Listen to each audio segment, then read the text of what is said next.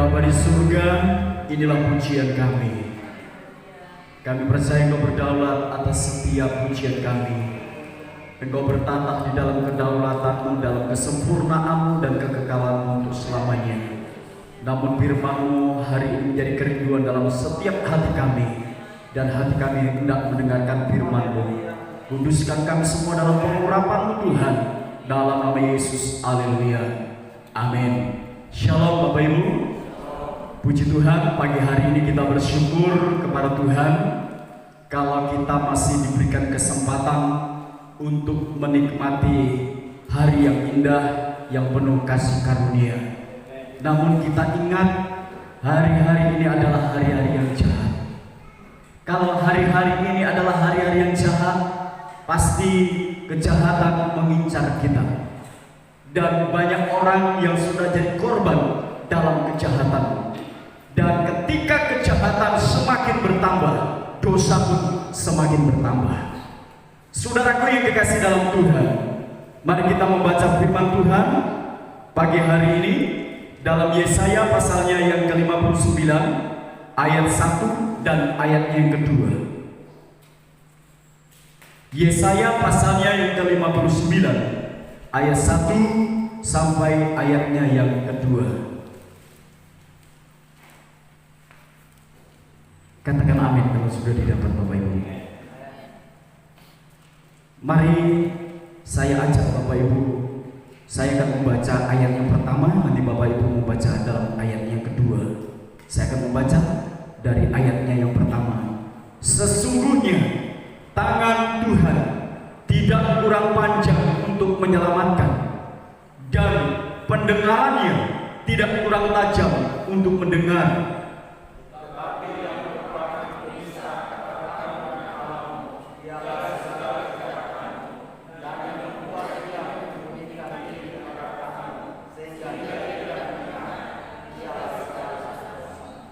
Puji Tuhan. Bapak Ibu yang kekasih di dalam Tuhan, Yesaya mengatakan sesungguhnya tangan Tuhan tidak kurang panjang untuk menyelamatkan saya dan saudara, dan pendengarannya tidak kurang tajam untuk mendengar setiap doa kita. Namun ayat 2 Yesaya mencatatnya, tetapi yang merupakan pemisah antara kamu dan Allahmu ialah segala kejahatanmu, dan ia membuat dia menyembunyikan diri terhadap kamu sehingga ia tidak mendengarkan. Saya ulang, ia tidak mendengar. Ialah segala dosamu. Jadi Bapak Ibu yang kekasih dalam Tuhan, seperti tadi saya katakan, kejahatan semakin bertambah di mana-mana, semakin banyak.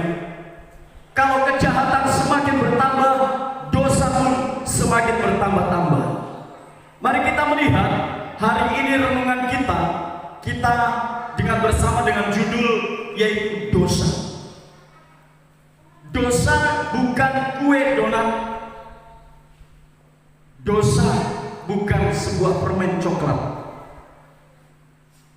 Dosa, saudaraku, adalah sifat atau kondisi seseorang yang melawan kebenaran. Itu dosa. Atau pengertian dosa adalah tidak tepat pada sasaran. Kenapa dikatakan tidak tepat pada sasaran, Bapak Ibu? Sesungguhnya Tuhan menginginkan setiap manusia itu berjalan pada kebenarannya. Tetapi saudara, karena keinginannya, sehingga manusia itu berjalan pada keinginannya sendiri, sehingga itulah tidak tepat pada sasaran apa yang Tuhan mau. Dan saudaraku yang kekasih dalam Tuhan, dosa itu tidak boleh kita pandang rendah. Dosa itu tidak boleh kita hanya sepelekan. Dosa itu tetap dosa. Contohnya seperti ini Bapak Ibu.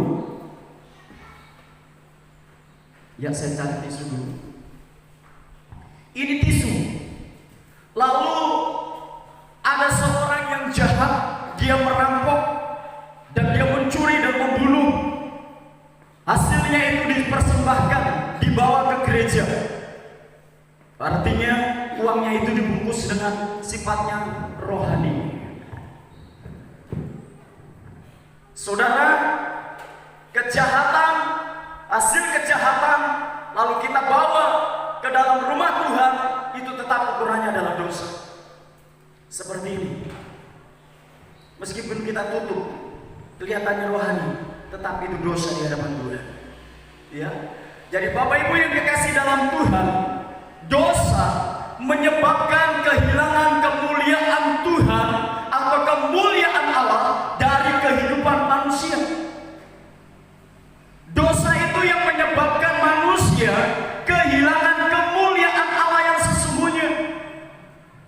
Contohnya Adam dan Hawa.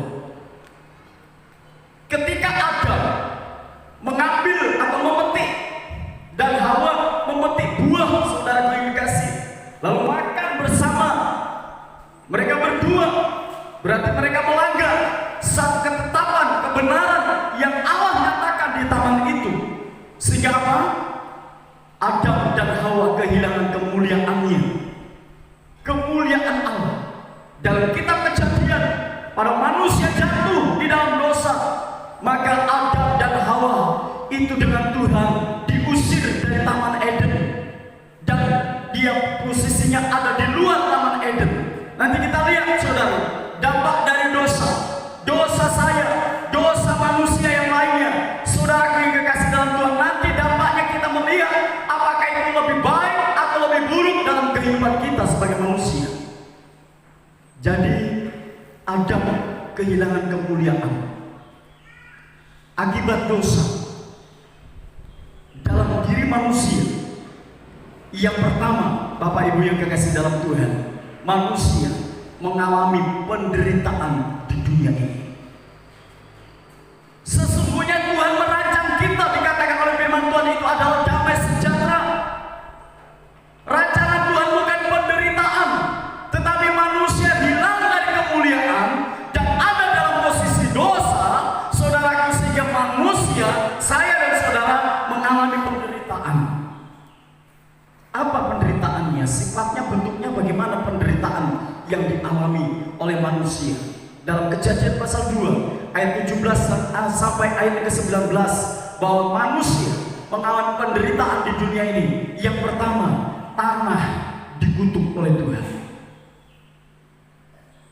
Tanah tempat usaha manusia untuk bekerja, menanam, dan mengharapkan hasil yang banyak. Bapak Ibu yang kekasih dalam Tuhan, karena dosa Tuhan mengutuk. Ketika Tuhan mengutuk tanah, tanah menjadi tandus. Tanah tidak mengeluarkan hasilnya. Tanah tidak mengeluarkan kesuburannya lagi. Harapan kita untuk menuai hasil dari tanah yang kita miliki itu saudara sia-sia. Karena apa? Karena akibat dosa. Coba perhatikan dalam Kejadian pasal 2 ayat 17 sampai 19. Tuhan mengutuk tanah. Sehingga apa? Adam dan Hawa, dikatakan oleh firman Tuhan di sana, mereka harus menderita, mencari makanan, kebutuhan hidupnya. Mengapa sesusah itu? Mengapa semenderita itu? Karena adalah dosa. Saudaraku yang kekasih, kembali saya katakan, dosa bukanlah gula-gula coklat. Dosa bukan yaitu donat. Dosa tetap dosa. Jadi Bapak Ibu, siapakah yang kita tidak berdosa? Semua manusia berdosa, dikatakan firman Tuhan. Tetapi kita jangan menjadi pelaku dosa, tetapi kita pelaku-pelaku firman Tuhan. Amin saudara. Iya. Saudara, kenapa saya sampaikan firman Tuhan tentang dosa? Karena dosa dikatakan oleh firman Tuhan yang tadi menjadi penghalang kita antara Allah, ya, antara kita dengan Allah, ya, menjadi pemisah antara saya dengan Allah. Itu adalah dosa kita. Dosa yang membuat kehidupan kita tidak melihat kemuliaan Allah. Dikatakan oleh firman Tuhan tadi, sesungguhnya tangan Tuhan tidak kurang panjang untuk menyelamatkan saya dan saudara, tetapi yang menjadi penghalangnya, masalahnya, problemnya adalah dosa saya dan saudara. Yang berikutnya, manusia mengalami penderitaan di dunia. Pertama tadi tanah terkutuk. Yang kedua, susah payah untuk mencari makanan. Perhatikan dalam ayat yang ke-17 dan 12 dari kitab Kejadian pasal 2 itu. Tuhan yang berkata di sana, engkau akan susah payah untuk mencari makanan. Bukankah begitu dalam hidup kita manusia? Susah payah.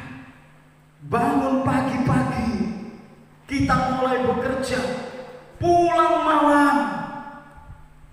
Kadang-kala ada yang lembur sampai malam cari kerja. Kerja karena untuk apa? Sesuap nasi, untuk kebutuhan kita. Mengapa menderita seperti itu? Karena dosa. Adam sebelum jatuh dalam dosa bersama dengan Hawa, tinggal di dalam Taman Eden, saudara. Apa yang tidak ada di dalam Taman Eden? Semua ada, semua makanan ada, semua buah-buahan ada. Bebas mereka untuk memakannya. Tetapi hanya satu pesan Tuhan berkata kepada Adam, jangan engkau makan buah yang ada di sini. Tetapi apa? Melanggarnya, melahirkan dosa, sehingga mereka susah payah untuk mencari makanan. Kita harus sadari, dosa tidak membawa kita lebih baik dari hari yang kemarin. Amin, saudara. Tak usah takut, kita semua berdosa. Jadi saudara, dosa tidak membawa kita hidup untuk lebih baik daripada kemarin. Tetapi penderitaan dan semakin ada, selalu ada di dalam kehidupan kita. Karena apa? Dosa. Yang berikutnya, Bapak Ibu yang kekasih dalam Tuhan, manusia mengalami penderitaan di dunia. Yang berikutnya, dia akan mengalami penderitaan yang kekal untuk selama-lamanya. Karena apa? Karena dosa. Kita orang Kristen mati bukan nanti langsung masuk surga. Biarpun dia pendeta senior, dia pendeta profesor, dokter, saudara, dia tidak langsung masuk ke surga. Tidak. Alkitab mencatat ada pengadilan.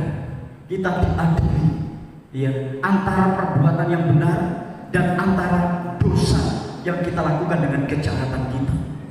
Jadi Bapak Ibu yang kekasih di dalam Tuhan, dosa yaitu membuat manusia mendapatkan kehidupan atau penghukuman yang kekal untuk selama-lamanya. Dosa apapun, saudaraku yang kekasih dalam Tuhan, itu tetap yaitu akan mengalami penghukuman yang kekal. Jadi kita, saudaraku yang kekasih di dalam Tuhan, selagi masih ada kesempatan Tuhan berikan kepada kita, mari kita seperti firman Tuhan katakan, pikirkanlah perkara-perkara yang ada di atas.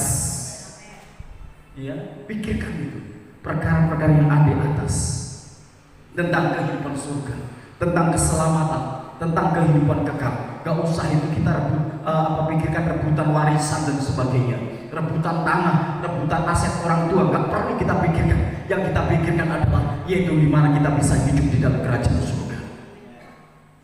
Nah, kita akan melihat berikutnya perbuatan yang melahirkan dosa. Perbuatan saya, perbuatan saudara yang melahirkan dosa itu apa? Kalau dulu saudara, kalau kita lihat, oh ini orang pendosa, itu kalau tatonya itu banyak sekali di badannya, ya, lalu rambutnya panjang, begitu kumisnya tebal, panjang, jenggotnya panjang, baru matanya itu melotot, wah ini orang jahat ini, pendosa ini. Saudaraku yang kekasih, ternyata yaitu bahwa akibat atau perbuatan yang melahirkan dosa itu tidak ditentukan dari rambut gondrong, tidak ditentukan dengan tato, tidak ditentukan dengan yaitu sangarnya hidup kita. Ada yang kelihatan alim sekali, ya, ternyata alim bolodo.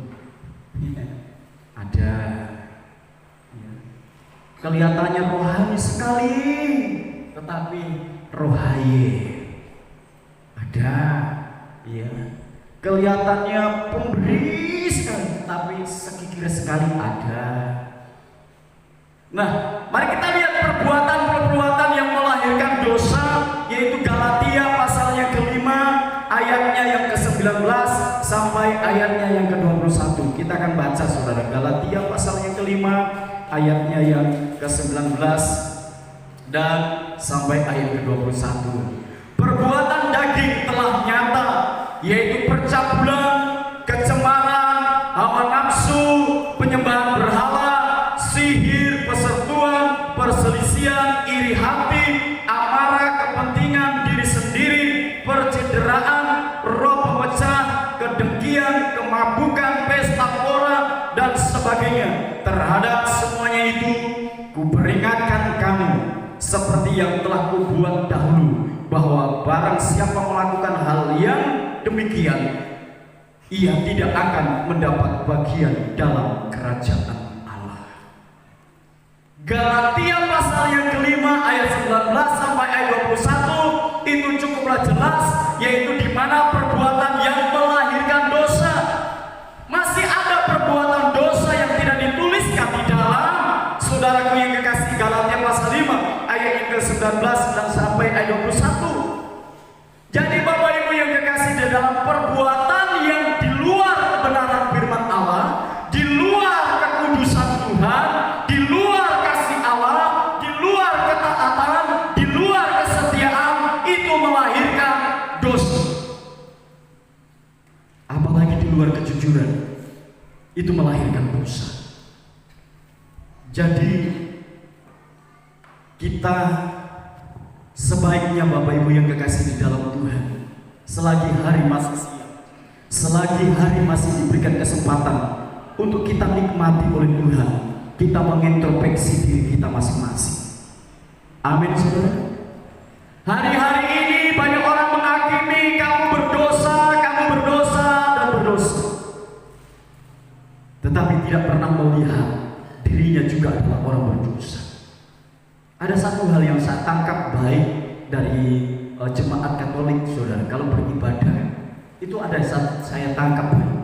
Setiap ibadah mereka selalu mengucapkan di depan pastornya demikian: Tuhan, kami berdosa, kami berdosa, kami berdosa, kami berdosa, kami berdosa, kami berdosa. Itu di gereja Katolik, jemaat Katolik. Bagaimana dengan kita, orang-orang aliran karismatik? Apakah kita mau mengakui dosa kita? Kebanyakan kita malu, gengsi, lebih suka memelihara dosa kita itu dibanding kita melepaskan semua ikatan yang ada di dalam hidup kita. Saudara yang kekasih di dalam Tuhan, ketika kita masih sekongkol bekerja sama dengan dosa, hidup di dalam dosa, bahwa hidup kita akan susah, hidup kita akan menderita, kita akan mengalami yaitu penderitaan dan penderitaan yang selama-lamanya. Ya, saudaraku yang kekasih di dalam Tuhan, kita sayangkan daerah kita ini daerah mayoritas Kristen. Kalau dibanding dengan daerah-daerah yang sama, jarang 1-2 orang Kristen, tetapi kemajuannya luar biasa. Saya waktu kunjungan ke jemaat yang ada di Bogor TP, saudara, saya singgah di rumahnya. Bapak itu sudah kurang lebih 20 tahun di sana. Selama saya Bapak itu pernah saya gembalakan di sana. Jadi saya kunjung di rumahnya. Dia bilang begini, sangat disayangkan itu Morowali Utara. Saya bilang, kenapa ya? Begini Pak Gembala, itu saya baru-baru lewat, rumahnya itu orang-orang dari di sekitar Bethlehem sana itu kecil-kecil, tetap begitu terus. Waktu saya tahun 1999 saya lewat, datang di sini, ya, saya pulang lagi, begitu terus rumahnya. Halo, ada apa? Ada apa, saudara? Ada apa dengan diri kita? Ada apa dengan daerah kita? Ada apa dengan persekutuan kita? Tak lain yang menghalangi berkat Tuhan, yang menghalangi yaitu sukacita, kelimpahan, kesuburan di daerah kita adalah dosa kita. Bayangkan, bukan tambah dosa kalau majelisnya mau pergi naik mimbar itu minum dulu. Bukan dosa, itu penghinaan di hadapan Tuhan.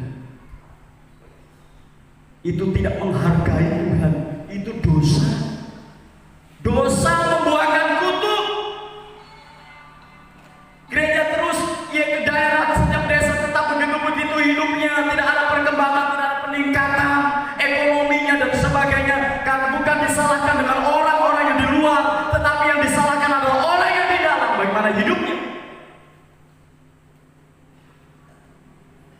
Saya pernah ngumpul dengan pendeta-pendeta.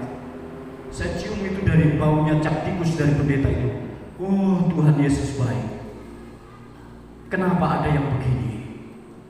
Kenapa saya katakan bahwa pendeta minum mabuk itu berdosa? Alkitab menulis, jangan kamu mabuk. Ya. Dalam Timotius itu ditulis, pelayan-pelayan jangan juga yaitu menggemari minuman, jangan suka menjadi pemabuk dan sebagainya. Itu ditulis. Ternyata tidak semua pendeta itu menyampaikan hidup tentang kebenaran, tetapi membawa orang berdosa. Lebih banyak saudara Tuhan. Tadi jemaat yang ada di sini, jemaat Tuhan bersama dengan saya, mari kita di hari-hari ini kita hidup mengintrospeksi diri kita bahwa hidup saya dan saudara adalah berdosa dan berdosa di hadapan Tuhan, berdosa di hadapan Tuhan, tetapi ada kasih karunia Tuhan. Katakan amin. Kasih karunia Tuhan itu memberikan kesempatan kita untuk memperbaiki diri kita, minta ampun kepada Tuhan, diberikan kesempatan kepada kita untuk memutuskan tirai yang namanya dosa itu, supaya apa? Supaya kita diberkati oleh Tuhan. Dia bilang begini sama saya, Papa, kenapakah hidup ini seperti ini? Jangan-jangan ada dosa keturunan Bapak di keluarga kita ini. Maksudnya, kalau saya lihat-lihat di garis keluarga kita itu nggak ada yang punya aset yang banyak sekali gitu Bapak. Saudara, dosa keturunan pun itu saudara membuat kita juga mengalami penderitaan. Dosa keturunan, dosa kutuk dari orang tua kita, itu menjadi bagian kita. Kalau kita tidak putuskan, kita mengalami penderitaan. Tuhan berkata saudaraku, bahwa kita tidak dirancangkan untuk menderita, kita dirancangkan untuk damai sejahtera. Amin. Jadi Bapak Ibu yang kekasih di dalam Tuhan, mari kita gunakan kasih karunia Allah itu untuk apa? Untuk yaitu berjalan dan berbuat di dalam kebenaran Allah. Kasih karunia yang Tuhan berikan kepada kita bukan untuk kesempatan kita untuk menambah berbuat dosa, tetapi menambah hidup kita untuk hidup benar di hadapan Tuhan. Dia bilang itu gembala, karena teman ada pendeta memposting, yaitu di WA gitu. Oh, pendeta ini mau datang ke Morowali. Dia bilang, wah keras sih khotbahnya pendeta ini. Dia bilang begitu sama saya. Waktu di gerejanya ibu gembala di Palu, dia bilang begini, itu WL ditegur semua. Bagaimana pelayan-pelayan bapiran semuanya ditegur semua, tersinggung. Ingat, kalau kita ditegur, ingatkan bahwa kita telah jauh dari kebenaran firman Allah lalu tersinggung. Saudara merajuk, yang salah bukan yaitu menegur, yang salah Anda sendiri. Amin saudara. Ya, yang salah sendiri adalah kita. Kalau saya ditegur lalu tersinggung, saya merajuk, saya nggak mau datang lagi ibadah, saya tidak mau bersekutuan, saya pindah merek gereja yang lainnya. Saudara, Anda itu yang rugi sendiri. Amin saudara. Iya. Tetapi ketika saudara mau mendengar apa yang Tuhan mau, dan kita mau minta ampun sama Tuhan atas dosa kita, saudara yang beruntung di hadapan Tuhan. Amin. Saudara dan saya akan menjadi orang-orang yang beruntung di dalam menjalani kehidupan ini. Jadi Bapak Ibu yang kekasih di dalam Tuhan, inilah renungan kita pada hari ini. Dosa menjadi penghalang berkat Tuhan saya dengan saudara. Dosa membuat penghalang doa-doa kita untuk didengar oleh Tuhan. Tetapi kebenaran menentukan hidup kita untuk kehidupan yang kekal untuk selama-lamanya. Tuhan Yesus memberkati. Mari kita berdoa buat kehidupan kita semua. Saya mengajak kepada kita semua Bapak Ibu, bahwa kita semua itu adalah orang-orang yang berdosa dikatakan oleh firman Tuhan. Kita manusia-manusia yang kehilangan kemuliaan Tuhan. Kita manusia-manusia yang benar-benar yaitu mengalami kehidupan yang jauh dari Tuhan. Tetapi hari ini saudaraku, firman Tuhan berkata, meskipun dosamu merah seperti germisi, Tuhan memutihkan seperti salju. Itulah janji Tuhan. Sejahat-jahatnya, sebesar-besarnya dosa kita di hadapan Tuhan, Allah kita sanggup mengampuni dosa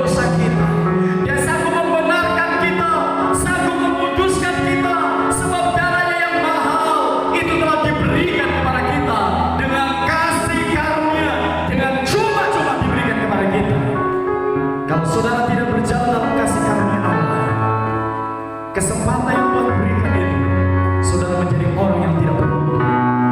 Haleluya. Mari kita tunduk di hadapan Tuhan bersama-sama. Lihat gambar diri saudara.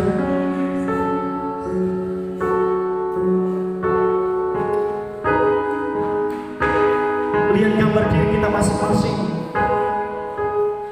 Bayangkan saudara seperti berdiri di bukan cermin-cermin.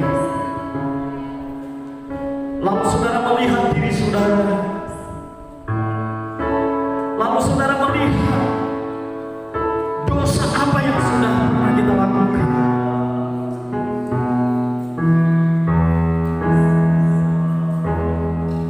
Kita minta ampun di hadapan Tuhan. Kita minta ampun di hadapan Tuhan. Anak-anak muda, pemuda remaja, orang-orang tua semuanya, mari mengintrospeksi diri kita masing-masing. Lihat dirimu sendiri-sendiri.